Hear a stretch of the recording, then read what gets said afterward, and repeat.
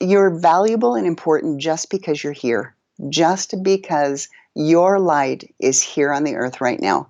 And don't ever forget that. This podcast encourages and empowers you to create your own unique real story, develop your own unique real statement, and discover your own unique real self. The power is yours. Good afternoon, Michelle Nagel. Previously, episode 648 of the 12-minute convos way back in 2016. Then I had the opportunity to meet Michelle face to face in Oregon, and she was episode 223 on the 1st of August 2018. Today it's October 2019, and I get the pleasure to speak with her again to do a catch-up episode to see where she is. Michelle, it's such a great pleasure to have you here today. How are you doing? I'm doing so well, and I'm always so grateful to be able to connect with you, Angel. You are just an amazing person. I appreciate that. I believe, and as corny as this sounds, it takes one to know one. So I definitely believe that. So what's going on? I mean, what's the update since we last spoke? When I was there in Ashland, oh my, and I remember Ashland because of the smoke, right? Yes, Ashland yes. smoke, yeah. Wow, that was an experience, but more so, it was good meeting you. So what's up? What's going on? Please tell us. Well, when you had arrived last summer, I had suffered an intense betrayal, and you and I talked about it, but I was reluctant to talk about it on the recording because at that time I felt such intense shame.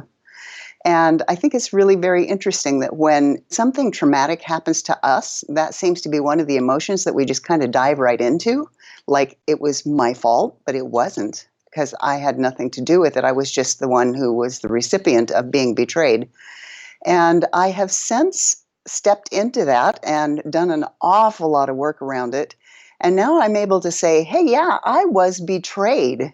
And betrayal is much different than any other kind of loss, because when you lose something through natural circumstances, such as perhaps a death or somebody moves away or something like that, it doesn't attack you personally.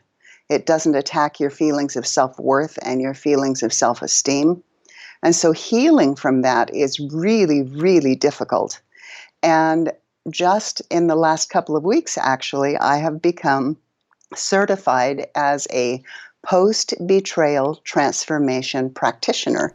So I'm pretty excited about that. That's intriguing. You know what fascinates me about you, Michelle? The way you flip things around. Something that could have been the end of you, something that was a good reason to stop. It never seems to be the thing that stops you. And I think the concept of I-soul shift really lines up even before with what you're doing to who you are today. It really is great to build a brand that's developed on who you are. Would you agree with that? I would definitely agree with that. And we all teach what we know. And the ones of us who get into kind of like transformation are in it because we've been there. We've been in the trenches. We know what it's like. And that's what gives us our individual expertise. Yeah, and what happens as well is sometimes we go through a challenge and then we decide to help individuals. And I think we do not realize that it's not like, okay, I've reached, I got that, and that's it. There seems to always be something new, right, that can pop up, and it's how you continuously evolve. Would you agree with that?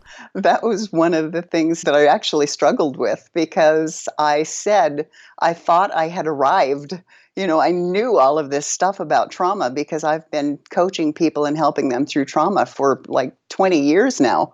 And I thought I had gone through every kind of trauma that there was to experience because I've had a really, I guess you could call it, adventurous life. But this one, wow, I've never experienced anything like this in my entire life. And it is my desire and my goal to help other people so that they don't have to struggle with the pain and the challenges that come because of a betrayal. This one almost took me out. You know, when you talk about that I turned it around rather than just having it end me, it almost did. It was extremely difficult for me. but I was able to find a coach, and it's always really important. Everybody needs to reach out for help. And even though I am a coach, coaches have coaches because that's how we continue to keep improving. I And agree. I learned so much more in a different direction than I had gone before. Even though it's been the most horrible experience of my life, it has given me greater tools, greater depth, and greater insight to be able to help other people. When we first spoke on that conversation, you talked about proactive resilience. And I think, correct me if I'm not accurate, but I think that as well has contributed to how you bounce back, right? Being proactive with resilience.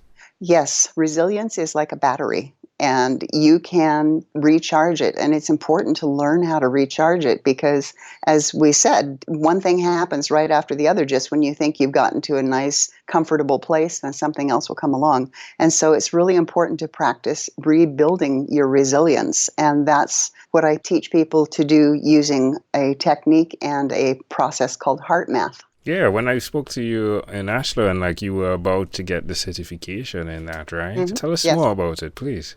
Heart Math is there's an institute in Boulder Creek, California.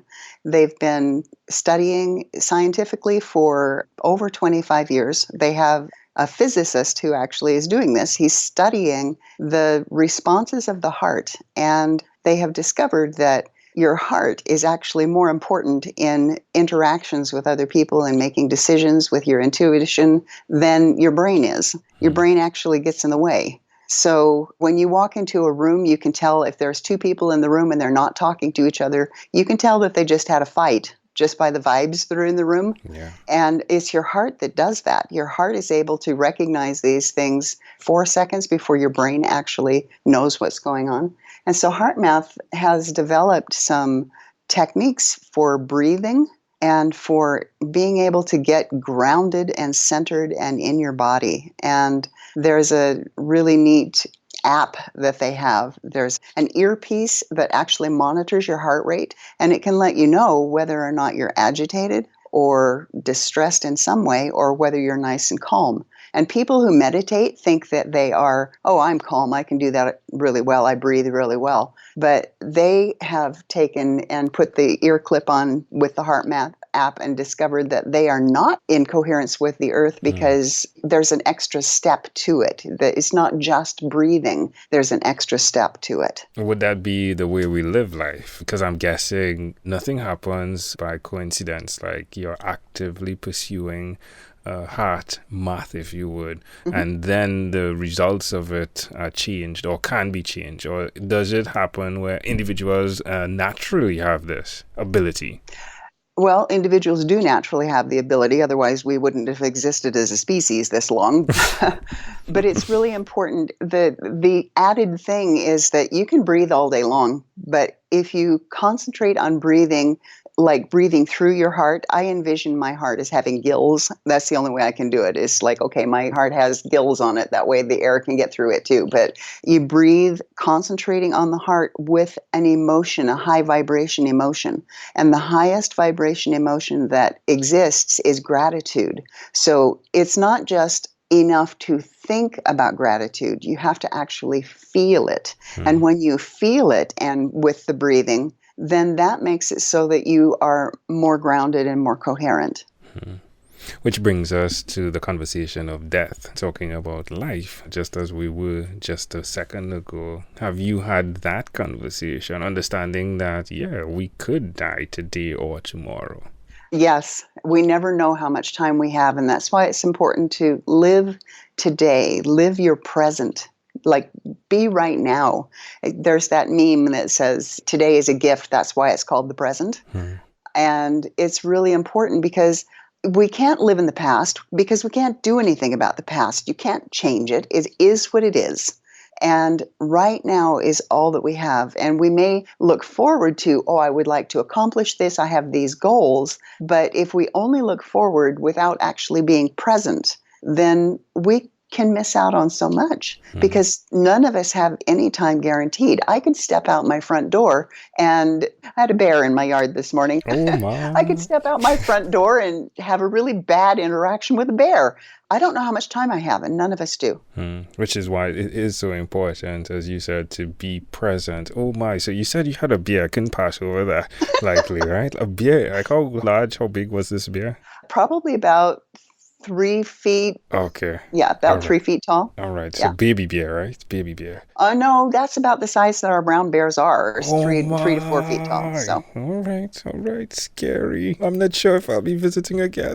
Oh, it's fine. Only if you carry your garbage can around with you. That's what they were interested in. Today is garbage day. Oh, and they're actually black bears, so the black bears are smaller. All right. Well, Michelle, this has been such a great pleasure, my friend. Where's the best place for someone that's listening to connect with you, though? I am available at michelle@isoulshift.com. That's isoulshift.com. Or you can go to my website, which is isoulshift.com. Love it. Again, this is such a pleasure. I do appreciate the opportunity to check in as your podcast accountability partner to say, Michelle, are you doing what you said you were going to be doing? And it brings great joy. It's both motivational and it's inspirational to see how you've remained consistent and how you've pursued who you are and help others pursue who they are at a very deep level. So thank you for that, Michelle. In closing, is there anything else you'd like to share with our amazing audience? I am so grateful for the opportunity to speak with you and to share wisdom with them. And what I would like everybody to know is that you are awesome. You personally, Angel, yes, but the individual that's listening also, you're valuable and important just because you're here, just because your light is here on the earth right now. And don't ever forget that. Again, amazing audience, Michelle Nagel, thank you, my friend, for being on what is inspired by 12-Minute Convos with Angel Jones. This podcast is produced by Pod Edits. Visit podedits.com for professional podcast publishing.